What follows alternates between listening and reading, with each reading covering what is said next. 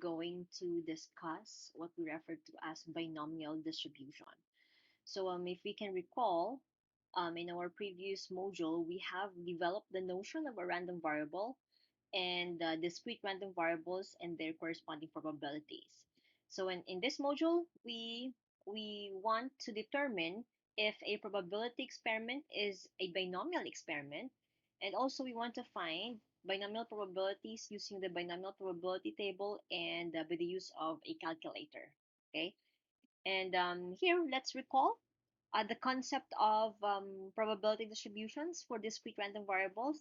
So we recall that the probability distribution of a discrete random variable is a graph, a table, or it could be a formula that specifies a probability associated with each possible outcome the random variable can assume. So we recall that we have these two properties for the probability distribution, wherein the probability values should be within 0 and 1. Okay, that is true for all values of x, wherein in this case, we cannot have a probability which is less than 0 or negative, and we cannot have probability which is more than 1. Alright? And the second property is the sum of all probability values should be equal to 1. Okay, so we keep this in mind. Later on, if we are asked, especially if we're asked to come up or to construct probability distribution table involving binomial distributions. Okay? Now, when we say a binomial random variable or an experiment that is composed of n identical trials, and there are always two outcomes wherein we label it as success, the other one is denoted or labeled as failure. And we denote the probability of success by using this notation that is P of S, or the probability of success, which is indicated by P. Okay, and the probability of failure will be denoted by Q. Okay, oftentimes the probability of success is given in the problem and the probability of failure is not. However, by keeping in mind that the sum of the probabilities of successes and failures in a given experiment will be equal to 1. Okay, so all we have to do is subtract from 1 the probability of success, or the P, to get the probability of failure, which is denoted by Q. Okay, and we also take note that the trials are independent, and we denote X to be the number of successes in n trials that we have. Okay, let's have the following example. So here, say our experiment is composed of flipping a coin 3 times. So the number of identical trials is, in this case, is 3. So we repeatedly perform the experiment of flipping a coin, okay, 3 times. And there are two outcomes which we denote as success or failure. So say, for example, we are interested with outcomes that are heads. So therefore, the success event is that heads would turn up, and the failure event is that we have tails. Okay? Or if we are interested with tails, or with outcomes that are tails, so therefore we denote the success event as tails, and our failure event or outcome in this case would be heads. Alright? So say for example, our success outcome would be heads, thus our failure outcome would be tails. So here we will denote our P, or the probability of success. That is a probability of getting heads. That will be equal to 1/2, or zero point 0.5. Okay? And correspondingly, computing for the probability of failure, or the probability of getting tails, we simply subtract it from 1. So 1 minus zero point 0.5 will give us 0.5. Right now, we are assured that our trials are said to be independent. Okay, that's because, say for example, in the first flip of the coin, okay, the outcome, may it be its heads or tails, will not have any impact or influence on the outcome on the second flip of the coin. In the same manner, whatever is the outcome in the second flip of the coin will not have any influence or impact on the outcome of flipping a coin the third time around. Okay, so therefore we say that the trials are independent. Okay, so here we denote X as the number of successes in N number of trials. So meaning to say, our X will be the number of our success event, which is heads. So the number of heads turning up in 3 tosses of a coin because we have n trials or three identical trials in this experiment. Okay, now, right, in the following two slides that we are going to determine whether the experiment is a binomial experiment or not. So we recall the moment the experiment is binomial, it must have these properties. Okay, so all of these properties must be satisfied for the experiment to be referred to as a binomial experiment. Okay, now, so here for number one, say a certain surgical procedure has 85% chance of success, and a doctor performs a procedure on 8 patients. The random variable represents the number of successful surgeries. Okay, so in this case here, we take x to be, or our random variable to be, the number of successful surgeries. Alright, and our probability of success, that is the probability that the surgical procedure is successful, is given to be 85%, or that is equivalent to 0.85. So that means to say our failure event is that the surgical procedure is not successful. Okay, and what will be the corresponding probability of failure, or that the surgical procedure is not successful? So in this case, we subtract from 1 the probability of a successful surgical procedure, which is 0.85. So 1 minus 0.85 will give us 0.15. So 0.15, which is not directly stated in the problem, but we may be able to compute for that, okay, by the fact that the sum of the probability of successes and failures must sum up to 1. So knowing the probability of success, which is 0.85, we subtract it from 1, we get 0.15, which is the probability of the failure outcome. Or in this case, the failure outcome would be the surgical procedure is unsuccessful. Okay?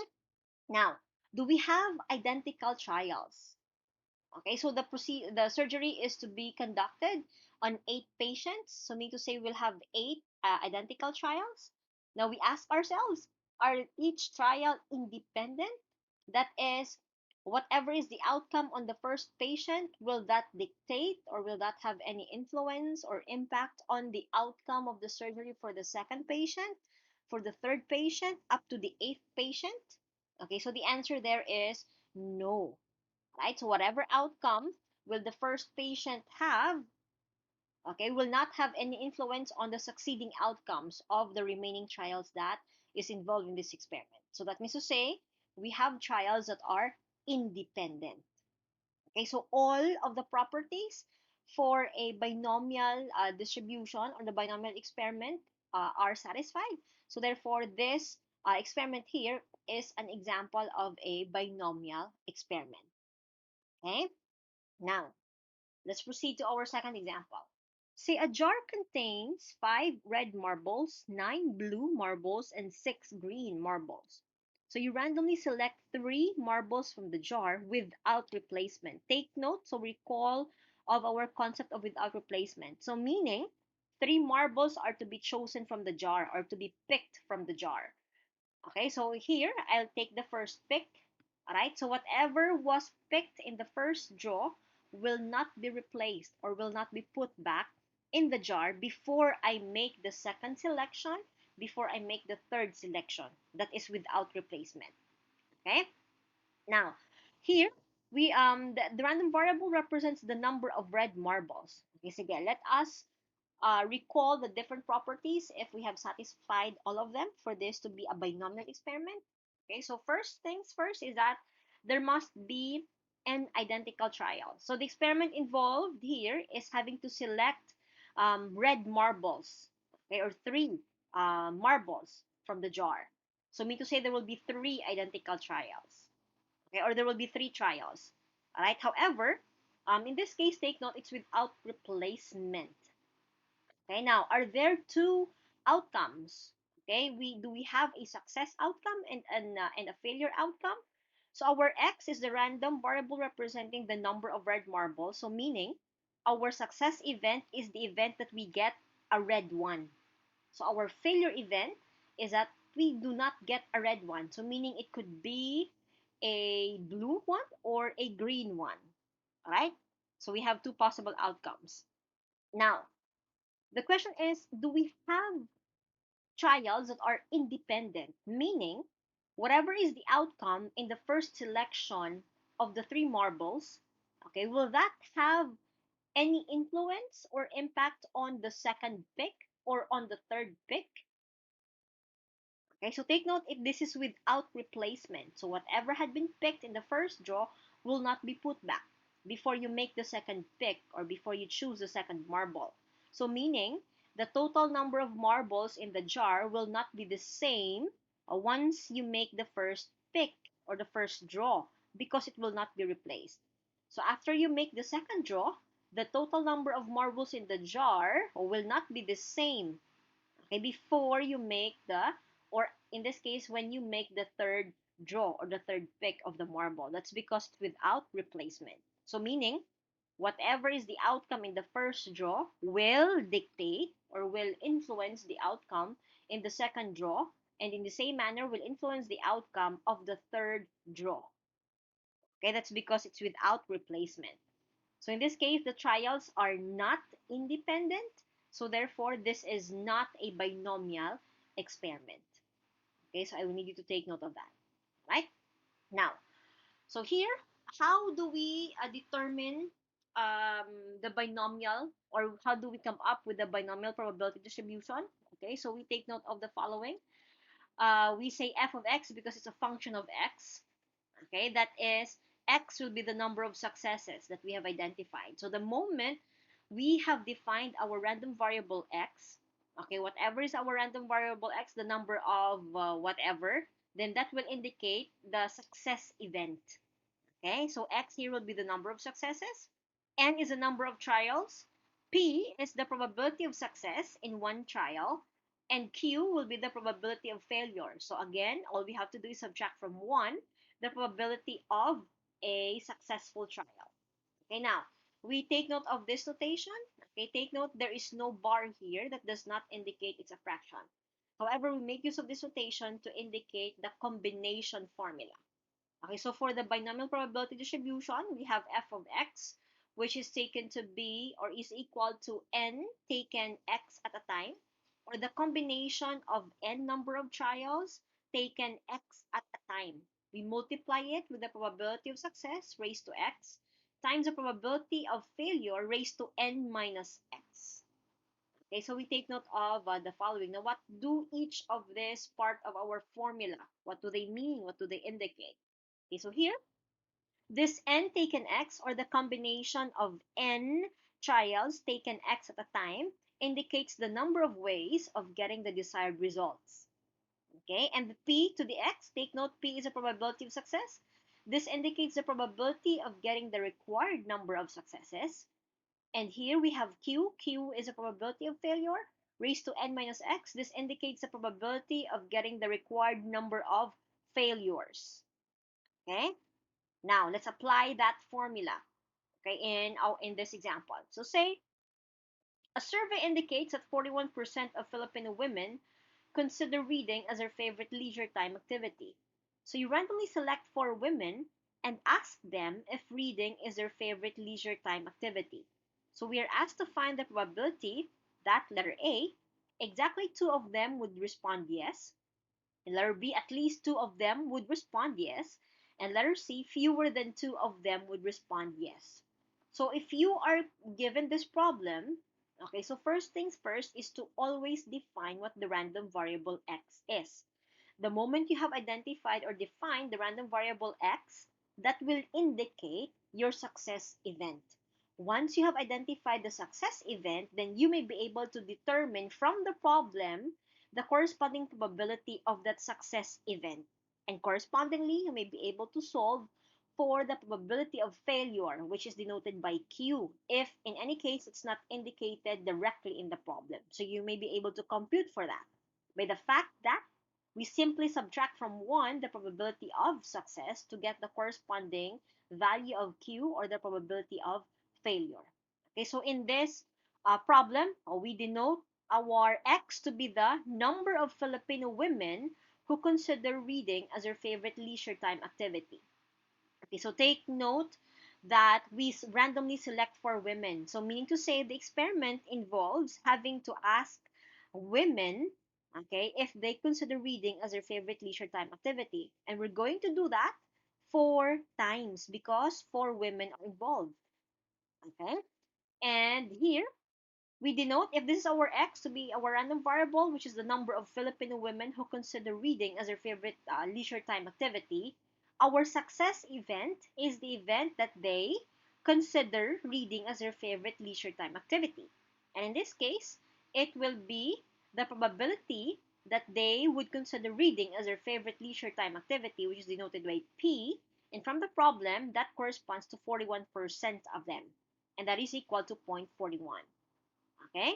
So how do we determine Q, or the probability that they do not consider reading as their favorite leisure time activity? Take note, this is a probability of failure. Okay, so simply subtract from 1, 0.41. So 1 minus 0.41 will give us 0.59. Now, 0.59 is not directly stated in the problem, but we may be able to solve for that. Okay, so going back, our n, or the number of times we perform the experiment of asking a woman whether they like reading or not, is that we will do it 4 times. So n will be equal to 4. Okay, so if you can recall, this is a binomial experiment in the sense that the trials are independent. That means to say, if the first woman would indicate that she considers reading as her favorite leisure time activity, or whatever is the response of the first woman asked will not influence or will not dictate the outcome of the second woman, the third, and the fourth. Okay, whether they like reading or they don't, as their favorite leisure time activity. Okay, so we keep in mind the following parameters or the values here. So here, for letter A, we are asked to find the probability that exactly 2 of them would say yes or would respond yes. So meaning to say x is equal to 2. So the probability that exactly 2 women will respond yes by using our formula, okay, the probability when x is 2, we have 4 taken 2, or you can now make use of the combination formula. You use your calculators. So 4 NCR 2, okay, or 4 taken 2 times your P, which is 0.41 squared, times your Q, which is 0.59. Then 4 minus 2, take note, you can simply make use of its simplified form, which is squared. Okay, so I will need you to verify if indeed you will come up with 0.3511. So meaning the probability that 2 women would say yes, okay, that they consider reading as their favorite leisure time activity would be 0.3511. Okay, I hope this is clear. Okay, let's continue with letter B. Say at least 2 of them would say yes or would respond yes. Now, when you say at least 2, meaning, all right, the minimum is 2. Okay, so in this case, our x will be 2, 3, and 4. All right, now question: how is it that I stopped at 4? Why is it that I did not proceed to take n to be equal to 5 or 6 or so on and so forth? Okay, take note. We are only considering 4 women, okay, to be involved in this experiment. So that means to say we do not have a fourth woman, we do not have a fifth woman, a sixth, so on and so forth, because we only consider, or we only asked 4 women. So therefore, we only have to consider the x values to range from 2 up to 4, or that is 2, 3, and 4. So what we need to do is to get the probability when x is 2, get the probability when x is 3, get the probability when x is 4, and add all of their probabilities. Okay, so in this case, when x is 2, as what we've computed earlier, okay, it was rounded off up to the fourth decimal place. Same is true when x is 3. Okay, that is 4 taken 3 times 0.41 raised to 3 times 0.49 raised to 1. Okay, same is true when x is 4. 4 taken 4 times 0.41 raised to 4 times 0.59 raised to 4 minus 4, this is 0. Okay, now notice the values that I have here, okay, I took, let's say, 6 up to 6 digits, so that when I do the rounding off up to the fourth decimal place, there will be a very small discrepancy in terms of the values if we are rounding off. Okay, so in this case here, we're going to add all of these values. So adding them, that is when x is greater than or equal to 2, or at least 2. So we get the sum when x is 2. when x is 3, and when x is 4, add their probabilities. Alright, so doing so, you will come up with 0.5420. Alright, so it's best that you round off to at least 5 or 6 digits here, so that your final answer, you can round off up to 4 decimal place. So you only round off up to 4 decimal places in the final answer. Again, if we come up with the first 4 digits to be zeros, then we proceed to take the first non-zero digit in the given decimal value. Okay? Right, let's continue. What about when you say fewer than 2 women? Okay, that will respond yes. So when you say fewer than 2, it's possible to have only one saying yes, or none would say yes. Okay? So therefore, get the probability when x is 0. So it's 4 taken 0 times 0.41 raised to 0 times 0.49 raised to 4. Okay, double check the values that we have here. Same is true when x is 1. So 4 taken 1 times 4 times 0.41 raised to 1 times 0.59 raised to 4 minus 1, that's 3. So summing them up, you need to sum them up. We will come up with the probability when x is less than 2. That is when x is 0 and 1. So summing these two values, we come up with 0.4523. Okay, so I hope this is clear. Okay, let's continue. All right, let's have another example. Say 65% of Filipino households subscribe to cable TV. You randomly select 6 of them and ask if they subscribe to cable TV. Now we are asked to construct a probability distribution for the random variable x. If you are asked to come up with a probability distribution, unless otherwise specified or indicated, you make use of the tabular form or table.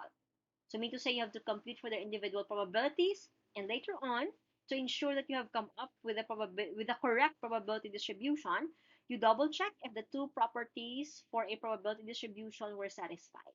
Let's do that. So in this case, X would be the number of Filipino households which subscribe to cable TV.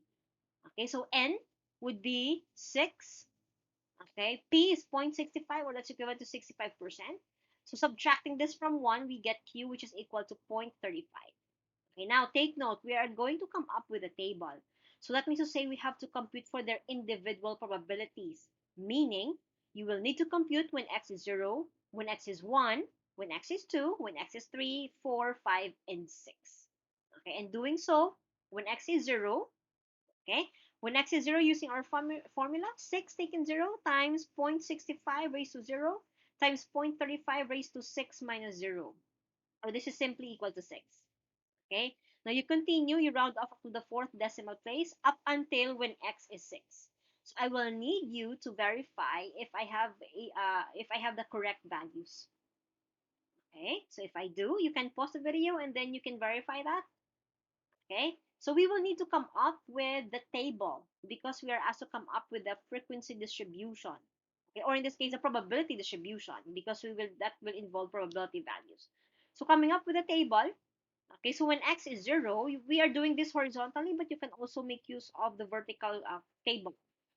Okay, so when x is 0, the probability is 0.0018. When x is 1, meaning one household subscribes to cable TV, is 0.0205. When two households subscribing to cable TV, this is corresponding probability.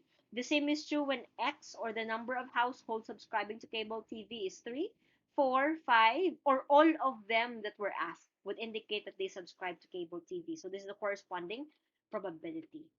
Okay? So I hope this is clear.